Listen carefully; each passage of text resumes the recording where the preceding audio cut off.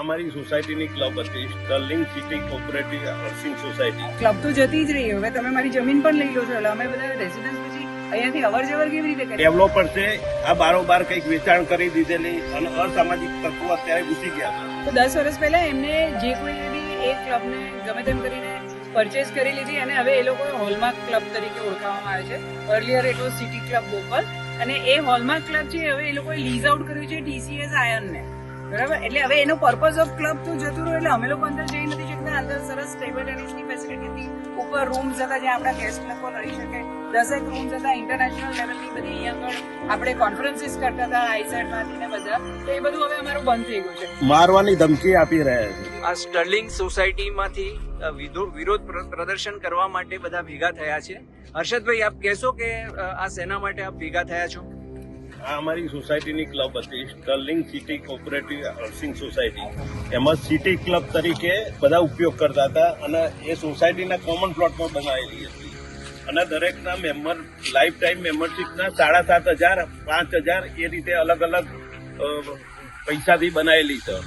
અને એમાં શું થયું કે ડેવલપર છે આ બારોબાર કંઈક વેચાણ કરી દીધેલી અને અસામાજિક તત્વો અત્યારે ઘૂસી ગયા હતા. અને આ અત્યારે શું કરી રહ્યા છે જેથી આપણે વિરોધ કરી રહ્યા છીએ? અત્યારે મેમ્બરોને અંદર નહીં જવા દેતા અને અત્યારે દિવાલ કરી. એટલે દિગંતભાઈ, એમાં એવું થયું કે એ એકચ્યુઅલી જે ક્લબનું હતું, તો 10 વર્ષ પહેલા એમને જે કોઈએ બી એક ક્લબને ગમે તેમ કરીને પરચેસ કરી લીધી અને હવે એ લોકોએ હોલમાર્ક ક્લબ તરીકે ઓળખાવામાં આવે છે.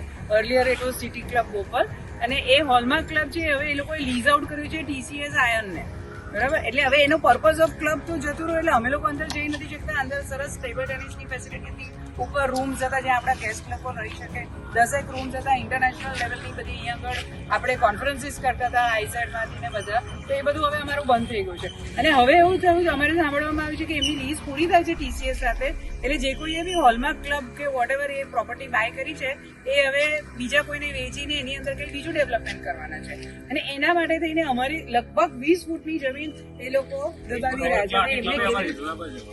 આપને એવો કોઈ ખ્યાલ છે કે આના ઉપર કોઈએ સ્ટે લીધો છે કે એવું કંઈક છે? એટલે અમારે શું હતું કે અર્લિયર કે જે રીતે બધા પ્રોપર્ટી બધી ડિવાઈડ થયેલી, તો એમાં એક સેક્શન જે સ્ટર્લિંગ કોઓપરેટિવ બોપલ કહેવામાં આવે છે એ લોકોએ સ્ટે લીધો છે. ત્યાં 50-60 મેમ્બર્સ છે અને બીજી જે કોઓપરેટિવ સોસાયટી છે એમાં વી હેવ અબાઉટ 843 મેમ્બર્સ, બરાબર? એટલે એ લોકોએ હજી હવે અમે શરૂ કરીએ છીએ, કારણ કે આમ તો હવે એ લોકો જમીન જો દબાણ કરવાના હોય, અને ક્લબ તો જતી જ રહી. હવે તમે મારી જમીન પણ લઈ લો છો, એટલે અમે બધા રેસિડન્સ પછી અહીંયાથી અવર જવર કેવી રીતે કરીએ? ઓલરેડી TP રોડ પડી ગયો છે અંદર, એટલે અમે લોકો બહુ ફેસ કરીએ છીએ પ્રોબ્લેમ. પહેલા જે શાંતિવાળી જગ્યા હતી, હવે ઓલ રોડ ઓલમોસ્ટ આપણે શું થઈ ગયું, રાહદારી રસ્તો થઈ ગયો છે.